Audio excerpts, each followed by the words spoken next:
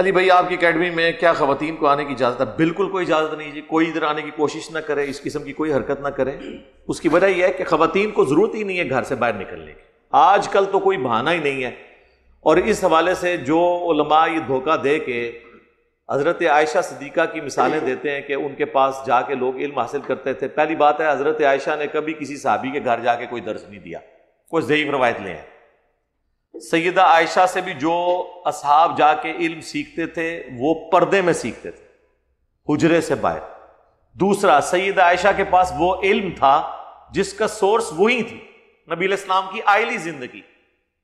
اگر عورتوں کا مردوں کو تعلیم دینا ثابت ہوتا تو میرے بھائی آپ سینکڑوں صحابیات، ہزاروں تابعیات اور لاکھوں تبع تابعیات، وہ بہترین دور تھا نا، دکھاتے ہیں نا، کہیں ملتا ہے آپ کو؟ میں بالکل اس حق میں نہیں ہوں کہ ڈاکٹر فرحت ہاشمی یا کوئی اور عورت کے دروس کوئی مرد آڈیو میں بھی سنے، ضرورت ہی نہیں، آپ ڈاکٹر سرار کو سن لیں اور کسی کی ویڈیو سن لیں۔ مردوں کا کیا کام ہے کہ عورتوں کو؟ قرآن میں تو نبی کی بیویوں کے بارے میں آیا کہ آپ نے بھی سورۃ الاحزاب میں ایسے لچھے دار انداز میں گفتگو نہیں کرنی کہ جو پردے کے باہر کوئی حضور کا صحابی جو آپ کو ماں بھی مانتا ہے، النبی اولیٰ بالمؤمنین من انفسہم وازواجہ امہاتہم کے تحت نبی مومنین کی جانوں کے اوپر ان سے بڑھ کر حق رکھتے ہیں، اور نبی کی بیویاں امت کی مائیں۔ ماں سے بھی اللہ تعالیٰ کہہ رہا ہے کہ پردے میں کرنا ہے، اور اے نبی کی بیویوں کوئی لچھے دار طریقے سے گفتگو نہیں کرنی کہ کہیں کسی کے دل میں روگ ہو تو وہ کوئی نیگیٹو انٹینشن اپنے دماغ میں بنا لے۔ یہ امہات المومنین کے بارے میں بات۔ تو آج کل کی عورتیں وہ کیسے کلیم کریں گی ہم نے مردوں کو علم سکھانا ہے اور یہ کرنا ہے؟ وہ ایک اسپیسیفک کیس تھا، وہاں پہ بھی اتنی سختی ہے۔ تو اب عورتیں جس قسم کی آواز میں اور جس طریقے سے وہ درس دے رہی ہوتی ہیں، اس آواز سے تو عورت مرد سے گفتگو کر ہی نہیں سکتی۔ مرد سے جب گفتگو نہیں کر سکتی تو مرد بھی اس کے اس انداز کی گفتگو درس قرآن کے طور پہ نہیں سن سکتا۔ اور نہ عورتوں کا کام یہ ہے کہ مفتی صاحب سے جا کے کوئی علم سیکھیں۔ یہ مفتیوں کے پاس، علماء کے پاس یہ لوگ جاتی ہیں، پہلے اسٹوڈنٹ ہوتی ہیں، کچھ عرصے بعد آپ کی وہ بن جاتی ہیں معلمہ، آپ کی بیویوں کی معلمہ بن جاتی ہیں وہ، اور پھر ان کے مریدین اس کو جسٹیفائی کرتے ہیں، وہ کہتے ہیں جی ایڑا مدرسہ نے نکی علی نو کھول کے دیتا نے امت دی خدمت واسطے، اے وشکا علی نو کھول کے دیتا نے امت دی خدمت واسطے۔ امت دی خدمت واسطے ہوئے تو پھر چندے لے کے تو نہ چلے۔ وہ بیسیکلی جتنی بیویاں زیادہ ہوں گی اتنی فرنچائز زیادہ ہوں گی، اتنے مدرسے زیادہ ہوں گے۔ ہاں تو یہی کچھ ہوتا ہے نا، اسی لیے یہ کر رہے ہوتے ہیں۔ تو اس کا انجام یہی ہوتا ہے۔ آپ دیکھیں جتنے سپیکر ہیں نا وہ عورتوں سے ہی مارے جاتے ہیں۔ اس لیے ہم نے اپنی ویڈیوز میں بارہا اس بات کا اعلان کیا ہے کہ 3 چیزیں جو ہے نا جی اس کی ہمارے اس پلیٹ فارم پہ کوئی گنجائش نہیں۔ نمبر 1 دولت، نمبر 2 شہرت، اور نمبر 3 عورت۔ یاد رکھ، دولت، شہرت اور عورت، یہ 3 زہر قاتل ہیں۔ یعنی جہاں پہ چندہ انوالو ہو جائے گا نا وہاں پہ آپ دیکھیں گے کرپشن شروع ہو جائے گی۔ جہاں پہ شہرت انوالو ہو جائے گی وہاں پہ، شہرت سے مراد یہ ہے کہ ایک بندہ کہتا ہے جی منو فلانے جگہ ٹکٹ دے کے بلاؤ، میں جناب آسٹریلیا کا وزٹ کرنا ہے، میں کینیڈا کا وزٹ کرنا ہے، میں نے امریکہ میں جا کے درس دینا ہے۔ اور تو نے کیا وہاں درس دینا ہے میرے بھائی؟ وہاں آڈیٹوریم میں 40-50 بندے لے کے بیٹھے ہوتے ہیں، اور وہاں جن کے پاس یہ لوگ جاتے ہیں ان کے ہزاروں کیا لاکھوں ڈالر لگوا دیتے ہیں کرائے کے اوپر۔ تو کیا نکالا اس میں سے تم نے؟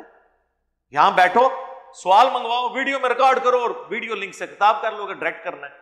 ان کے جا کے پیسے لگواتے ہو، پھر وہ وہاں جا کے ہمیں جو سٹوری ان کی پتہ ہے نا کہ کس طریقے سے یہ لوگ ہوٹل ان کو پسند نہیں آتے ہیں۔ ہمیں تو بڑے بڑے علماء کی یہاں پہ سٹوریاں لوگ بتا کے جاتے ہیں، میں تو ان کو ہی ڈانٹتا ہوں کہ یار مجھے کیوں آگے بتا رہے ہو، ان کو جا کے کہو نا، ان کے آگے بولتے نہیں ہو، اور تم لوگ گھونگے ہو، اسی لیے تمہارا استحصال ہوا ہے۔ انشاءاللہ قیامت تک اس طرح ہی ہوتا رہے گا جب تک کرواتے رہو گے، یہ مولوی تمہاری چمڑیاں اتاریں گے۔ تو شہرت یہاں پہ ہمیں لوگ آتے ہیں، ہم کہتے ہیں نہیں میرے بھائی آپ بڑی سکرین لیں، یہ ریکارڈنگ ہو رہی ہے ہماری بہترین HD 4K ریکارڈنگ، وہاں بیٹھ کے دیکھیں سکون سے۔ یہاں اکیڈمی میں بھی جو لوگ آتے ہیں میں ان کو ہمیشہ کہتا ہوں کہ یار جو ایک دفعہ آیا پلیز آپ ویڈیوز میں دیکھیں، باہر ادھر آنے کی ضرورت نہیں، الا یہ کہ کبھی کوئی دوست کو لانا پڑ جاتا ہے کوئی ایسا۔ یہاں آ کے کیا کرنا ہے آپ نے؟ مجھے ہاتھ لگانے سے کچھ نہیں ہونا میرے بھائی. کوئی جب بھی ڈال لے وہ علم ٹرانسفر نہیں ہوتا. وہ علماء دیوبند ہی ہیں جو سینے سے فیض ٹرانسفر کر سکتے ہیں اور قبروں سے. ہم نہیں کر سکتے. اگر سینے سے ٹرانسفر ہوتا تو انبیاء کی اپنی اولادیں جو ہیں وہ انبیاء کی وارث بن جاتی, جو ان کے جسم کا ٹکڑا ہوتی تھی. ان میں بھی لوگ کافر ہو گئے. حضرت نوح علیہ السلام کا بیٹا کافر ہوا. تو اس طرح نہیں ٹرانسفر ہوتا. اور تیسرا فتنہ جو ہے وہ فتنہ, یہ میں پنجابی والا فتنہ نہیں, عربی والا, آزمائش جس کے ذریعے اللہ آزماتا ہے, وہ عورت ہے. سورہ ال عمران میں بھی اللہ تعالیٰ نے فرمایا زُيِّنَ لِلنَّاسِ حُبُّ الشَّهَوَاتِ, پہلے نمبر پہ کہا من النساء, پہلے نمبر پہ عورت آزمائش. بخاری مسلم کی حدیث ہے, نبی علیہ السلام نے فرمایا کہ میں اپنے بعد مردوں کے لیے عورت سے بڑی کوئی آزمائش چھوڑ کے نہیں جا رہا. فتنے کا لفظ ہے لیکن وہ عربی والا ہے, میں اردو میں ٹرانسلیٹ کروں. صحیح مسلم میں حدیث ہے کہ نبی علیہ السلام سے جب پوچھا گیا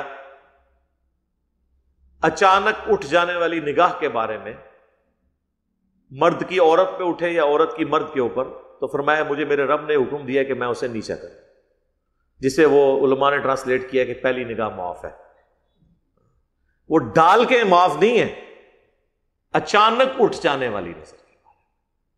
اچانک یہ ہے کہ پتہ نہیں چلا, اگر پتہ ہے تو جان بوجھ کے ایک ایسے کر کے نہیں ایک کرنی. تو ابھی آپ کتنے سپیکرز ہیں؟ آپ مجھے کوئی ایک انٹرنیشنل سپیکر بتائیں جو ان تین فتنوں سے بچ گیا ہو. عورتوں والے سکینڈل تو آئے دن آتے ہیں, اس سے کوئی بچا ہے؟ تو دولت کے آپ حساب و کتاب دیکھیں کہ پچھلے دنوں انگلینڈ کے صرف پیروں کے ایسٹس کی ڈیٹیلز آئی تھی, پاکستانی اربوں میں ہے. علماء کے بھی یہی حالات ہیں. آپ ان کا لیونگ سٹینڈرڈ دیکھیں تو آپ کو اندازہ ہو جائے. اور شہرت والا معاملہ تو آپ دیکھ لیں, ان کا نام آپ سمپل لکھ دینا تو یہ اشتہار جو ہے وہ غصے سے اشتہار واپس کر دیتے ہیں, کہتے ہیں ہم نے آنا ہی نہیں. ایون اشتہار میں اپنے نام کے ساتھ پروٹوکولز لکھے ہوں, لیکن ان کا جو جس سے پروفیشنل جیلسی ہے اس کا نام بڑا لکھا ہو, ان کا چھوٹا ہو, یا اس کا مین جگہ پہ ہو, یہ سائڈ پہ ہو, وہ کہتے ہیں میں نہیں جانا, گل ختم, اگلی گل ہی نہیں. پہلے تو کتنی دیر وہ اتنے ناراض رہتے ہیں کہ وہ بندے کو سمجھ نہیں آتی کہ مسئلہ کیا ہوا ہے. وہ کہتے ہیں گل کرنے نہیں, چھوڑ دو. یعنی وہ کہتے ہیں تم لوگ اس قابل ہی نہیں ہو کہ تمہیں یہ بھی نہیں پتا کہ احترام کیا کرنا ہے, تو ہم بات ہی نہیں کریں گے اس ٹاپک کو. وہ کہتے ہیں کہانی ختم. تو یہ تین فتنے جو ہے نا جی, یہ اس اکیڈمی میں ان کے لیے کوئی گنجائش نہیں ہے, دولت, شہرت اور عورت. لہذا یہاں پہ اکیڈمی میں کوئی ایسا سلسلہ نہیں ہے, نہ کوئی شروع کرنے کی ضرورت ہے. یہ مردوں کی ذمہ داری ہے کہ وہ علم حاصل کریں, اپنی بیویوں کو, اپنی بہنوں کو, اپنی بیٹیوں کو وہ سکھائیں گے. اگر آپ کو سکھانے میں شرم آتی ہے تو آپ ان کو کتابوں کے ساتھ جوڑ دیں, کتابیں پڑھنے کے لیے دے دیں. اور میں تو قطعاً یہ ریکمینڈ نہیں کروں گا کہ ویڈیوز دیں. ہاں, آڈیو ریکارڈنگ آپ دے سکتے ہیں مرد کی کسی عورت کو, یا اس مرد کو عورت کا دیکھنا جائز ہے جس کے بارے میں اس کو نیگیٹو خیال نہ ہے, کیونکہ عورت کا جو مرد کو دیکھنا ہے یہ اس لیول کی چیز نہیں ہے. وہاں پہ وہ گنجائش موجود ہے جو غامدی صاحب نکالتے ہیں. غامدی صاحب کا تو موقف ہے نا کہ اگر بری نظر سے دیکھیں تو نگاہ اٹھانا حرام ہے, ادروائز کوئی حرام نہیں ہے. جو قرآن میں حکم آیا کہ مومن مردوں کو اپنی نگاہیں نیچی رکھیں اور مومن عورتوں کو کہو کہ اپنی نگاہیں نیچی رکھیں, تو اس سے مراد یہ ہے کہ وہ بری نگاہ سے نہ دیکھیں, ضرورتاً دیکھنا جائز ہے. یہ بات عورت کا مرد کو دیکھنے کی حد تک تو ٹھیک ہے, مرد کا عورت کو دیکھنا ہر صورت میں منع ہے.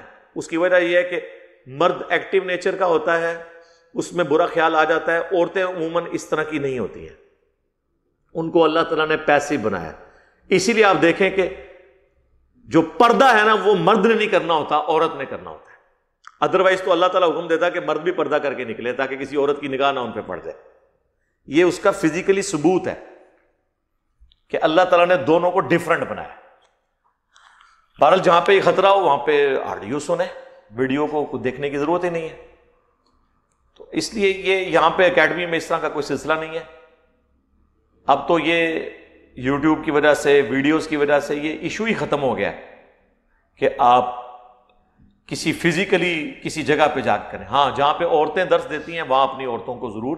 الہدا انٹرنیشنل میں بڑے اچھے کورسز ہوتے ہیں. ڈاکٹر فرحت ہاشمی ہیں, ان کی سسٹر بھی ہیں نگت ہاشمی, ان کے بڑے اچھے کورسز ہوتے ہیں اور بڑے پردے کا اہتمام ہوتا ہے. وہاں پہ بالکل مردوں کی کوئی انوالومنٹ نہیں ہوتی ہے جہاں پہ وہ اپنے پروگرام مینیج کرتے ہیں.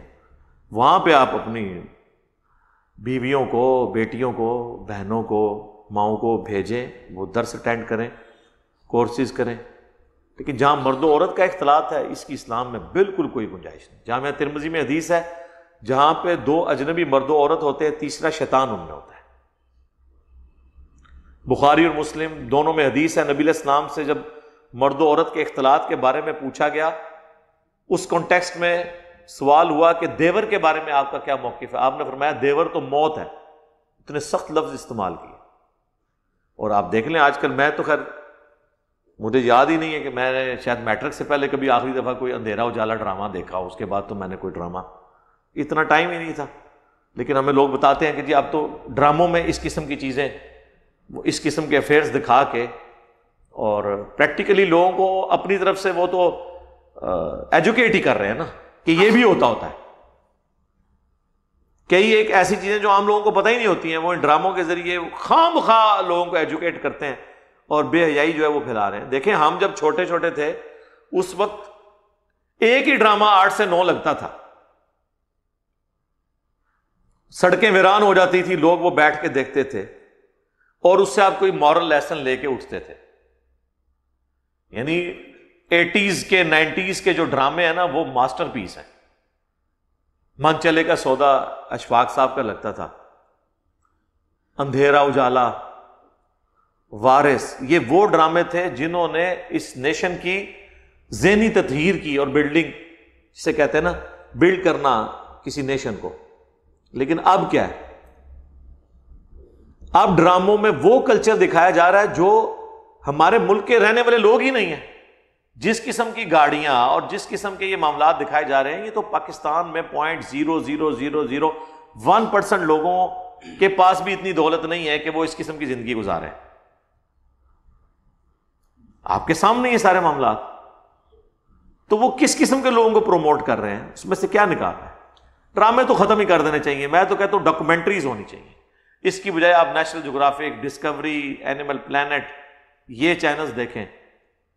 اور آپ انڈیا کو دیکھ لیں, انہوں نے سارے چینلز اردو میں ڈب کر دیے. ہم لوگ یہ ایفرٹ نہیں پوٹ کر سکے. وہ انڈیا کے چینلز کے اوپر پابندی لگائی, بہت اچھی بات ہے, یہ چینلز بھی بند ہو گئے. وہ اتنی تو کر استعمال کرو کہ ان چینلز کے اوپر پابندی لگاؤ جس کی وجہ سے مسئلہ کھڑا ہو رہا ہے, جو ڈراموں والے, فلموں والے چینل ہیں. یہ چینلز کیوں بند کر رہے ہو؟ تم لوگوں کے پاس تو اتنا پیسہ ہی نہیں کہ نیشنل جغرافک کو ٹرانسلیٹ کر سکو کہ ہماری لوگ اردو میں ایجوکیٹ ہو سکیں. لیکن میں آپ کو بتاؤں 90s کے اندر PTV 2 شروع ہوا تھا, اس میں جتنی سائنٹیفک اس وقت یعنی آپ سمجھ لیں ڈسکوریز یا سائنٹیفک تعلیم جو ہے وہ اردو ڈبنگ کے ساتھ دکھائی جاتی تھی. نیشنل جغرافک کے پروگرام اس وقت وہ اردو ڈبنگ کے ساتھ دکھاتے تھے اس زمانے میں. یار اب تو پاکستان کی جو لوکل لینگویجز ہیں, پنجابی, سندھی, پشتو, بلوچی, اس کے اندر چینلز ہونے چاہیے تھے نیشنل جغرافک کے.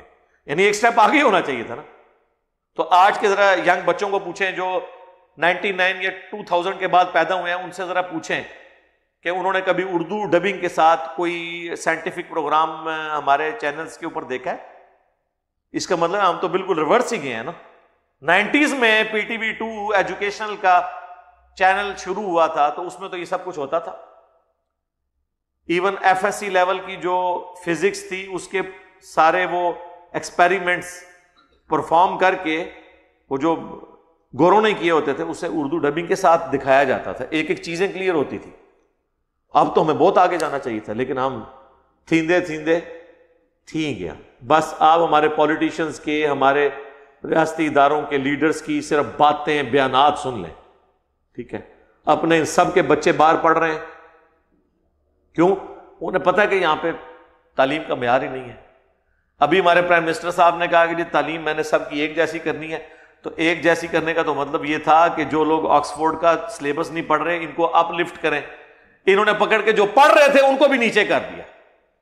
اب کانوینٹ میں میری اپنی بچیاں بھی پڑھتی ہیں, کیا سٹینڈرڈ ہے ان کا پڑھانے کا, کیا سٹائل ہے.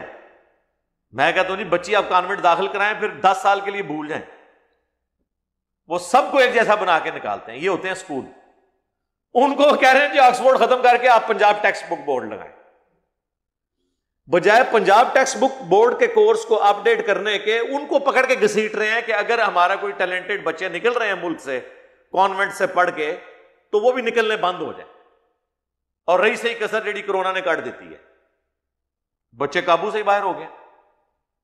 1.5-2 سال سے تو آپ سمجھیں کہ بچے چھٹیوں پہ ہی ہیں, جب ان کو پتہ ہی نہیں ہے کہ اسکول کھلنے ہیں نہیں کھلنے, ایک دن کھلنا ہے 2 دن بند ہونا ہے, روٹین ہی نہیں بنتی. روٹین تو روزانہ کے کاموں سے بنتی ہے. انہیں مار مار کے لٹانا پڑتا ہے بستروں پہ اور صبح مار مار کے اٹھانا پڑتا ہے. پہلے سب کچھ سموتھ چل رہا تھا. تو وہ پاورٹی سرکل کو ہمارے ان غریب ملکوں میں توڑنے کا ایک ہی ذریعہ ہے, وہ تعلیم ہے. غربت کا سرکل یعنی غربت کا جو دائرہ ہے اس سے باہر نکلنے کا ذریعہ ایک تعلیم ہے. ورنہ تو امیر آدمی کا بیٹا ہی امیر ہوگا جو آ کے باپ کی مسند پہ بیٹھ جائے گا, دکان کے اوپر کاروبار کو سنبھال لے گا.